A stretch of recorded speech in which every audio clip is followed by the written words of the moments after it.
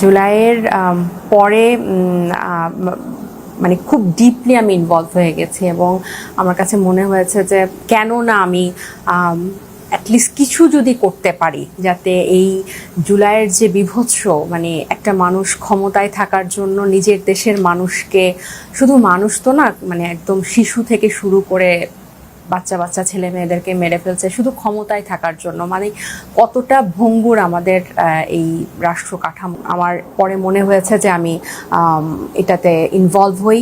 সেটা যে আসলে সরাসরি রাজনীতিতে ইনভলভ হব সেটাও আবার কিন্তু ছিল না। প্রথমত জাতীয় নাগরিক কমিটির একটা প্ল্যাটফর্মে যুক্ত হই, কিন্তু ওখানে কাজ করতে করতেই পরবর্তীতে আমি আস্তে আস্তে এখানে চলে আসা এবং এটাও এই রাজনীতিতে যুক্ত হওয়া বা এই সিস্টেমে কে চেঞ্জ করার একটা তীব্র আকাঙ্ক্ষা থেকেই আপনি বলতে পারেন যে আমার এখানে যুক্ত হওয়া। আমার যুক্ত হওয়াতে হয়তো খুব আহামরি কোনো কিছুই চেঞ্জ হবে না, কিন্তু তারপরও